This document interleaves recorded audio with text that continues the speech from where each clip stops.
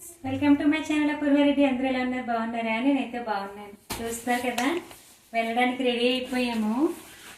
ఎంతమంది ఊరు వెళ్ళిపోయారు, ఇంకా వెళ్ళవలసిన వాళ్ళు ఎంతమంది ఉన్నారు అనేది కామెంట్ చేయండి. చూస్తున్నారు కదా, బ్యాగ్స్ కూడా రెడీ అయిపోయినాయి. ఇందులో అయితే ఫెస్టివల్ టైంలో కట్టేవన్నీ పెట్టుకున్నానండి. ఇందులో అయితే నైట్ వేర్ పెట్టుకున్నాను, నాయి మా పాపవి. ఇవి రెండు బ్యాగులు చూస్తున్నారు కదా. హ్యాండ్ బ్యాగ్ చాలా పెద్దది అయిపోయింది. చిన్న బ్యాగ్ ఉంటే బాగుంది, కానీ ఈ బ్యాగ్ చాలా మందికి నచ్చింది. ఏమైందంటే దీని పైది ఒకసారి మా అమ్మాయి ఆడితే ఇలా తీసింది. నేను అనుకున్నాను కింద ఎక్కడో దొరికితే తెచ్చుకుని ఎలా ఆడుకుంటుందో, పడే అని చెప్పి బలవంతంగా పడేయించేసాను. బస్ దిగాక ఇది ఎదురా అంటేని నా చేతిలో ఉన్నది అదే మమ్మీ, నువ్వెక్కడ పడేయమన్నావు, అందుకే పడేసానని అప్పుడు చెప్తుంది. అయ్యో అనుకున్నాను. ఈ షేప్ ఎలా ఉంది, ఆ షేప్ లాగే ఇక్కడ మోడల్గా ఉండేది.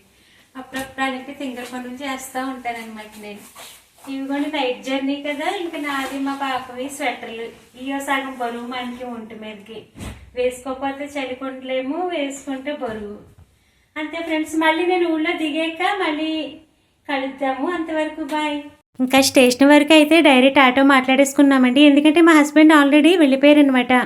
చిన్న పని ఉందని చెప్పి మాకన్నా 2 days ముందే వెళ్ళిపోయారు. ఇంకా నేను మా పాపే కదా, స్టేషన్ వరకు డైరెక్ట్గా ఆటో మాట్లాడేసుకున్నాము. ఆటోకి అయితే 150 తీసుకున్నారండి. ఓన్లీ 3 kilometers కూడా ఉంటుంది మాకు స్టేషను, దగ్గరే బాగా. చూస్తున్నారు కదా, ఇంకా ట్రైన్ ఎక్కేసి ఇక్కడ మేము తణుకులో దిగామన్నమాట. ఇప్పుడు నన్ను మీరు తణుకులో చూస్తున్నారు. తణుకులో దిగాము, కానీ మాకు బ్యాడ్ లక్ ఏంటంటే మేము 3:40 కల్లా తణుకులో దిగిపోయాము. కానీ మేము ఎక్కవలసిన ట్రైన్ అయితే మాత్రం 6:40కి వచ్చింది. అంటే మీరు చూడండి, మేము ఎన్ని అవర్స్ వెయిట్ చేసామో అక్కడ, నిద్ర లేకుండా అలా అటు ఇటు తిరుగుతూ అలా వెయిట్ చేసాము. చివరికి 6:40కి మా ఊరు వెళ్ళే ట్రైన్ వచ్చిందనమాట. మా ఊరు వెళ్ళే ట్రైన్ ఎక్కి ఇంకా డైరెక్ట్ ఇంకా మా ఊరిలో దిగిపోయాము.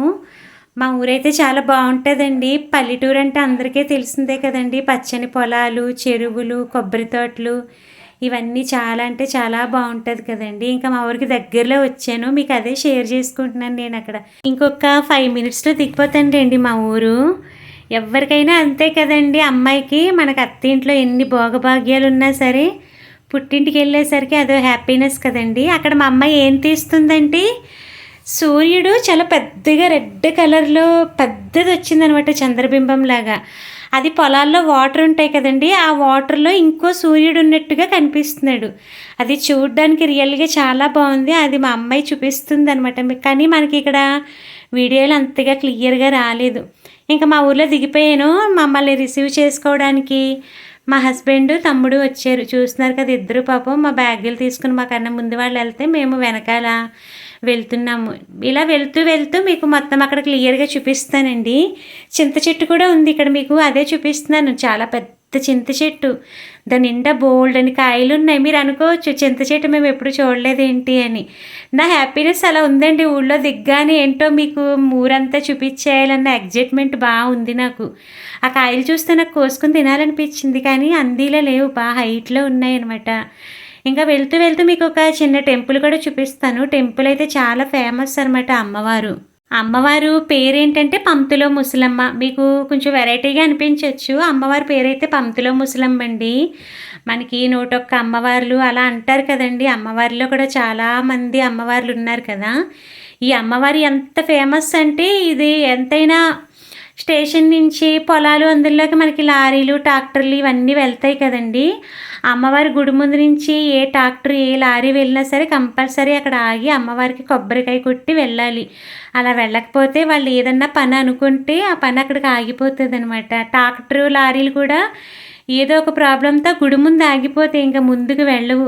కొబ్బరికాయ కొట్టి కనుక వాళ్ళు వెళ్తే వాళ్ళు అనుకున్న పని సక్సెస్ అవుతుంది. ఆ ట్రాక్టర్ అన్నది కూడా, లారీ అన్నవి కూడా ఏ ప్రాబ్లం లేకుండా వెళ్తాయి అనమాట. చాలామందికి నమ్మకం, అందుకు ఆ గుడి ముందు ఏ వెహికల్ వచ్చినా సరే అమ్మవారికి కొబ్బరికాయ కొట్టి ముందుకు వెళ్తాయి. చూస్తున్నారు కదా, టెంపుల్ అయితే చాలా చిన్నదే కానీ చాలా ఫేమస్ అనమాట అమ్మవారు. అటు పక్క ఎవరు వచ్చినా సరే, ట్రాక్టర్లు కానీ లారీలు కానీ ఎవరు వచ్చినా డ్రైవర్లు కంపల్సరీ అమ్మవారికి కొబ్బరికాయ కొట్టే వెళ్తారు.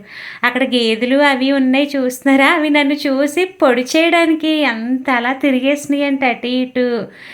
నేను మా అమ్మాయి నవ్వుకున్నాము. మా అమ్మాయితో నేను వేళాకోళం ఆడాను.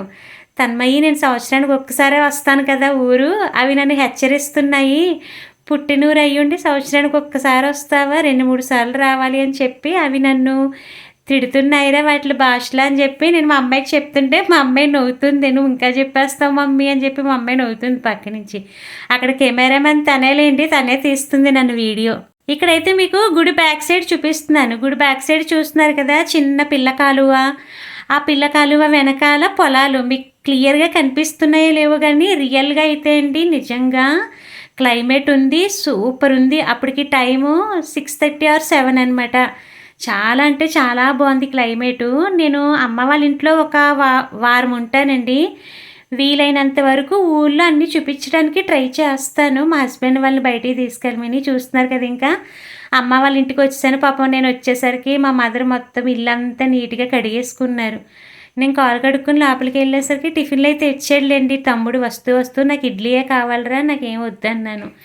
ఇది మా రాక్షసి ఎవరు అనుకుంటున్నారు కదా, లాస్ట్ చెల్లి వాళ్ళ పాప అనమాట. అది పూరి తింటుంది, నేనేమో ఇడ్లీ తింటున్నాను.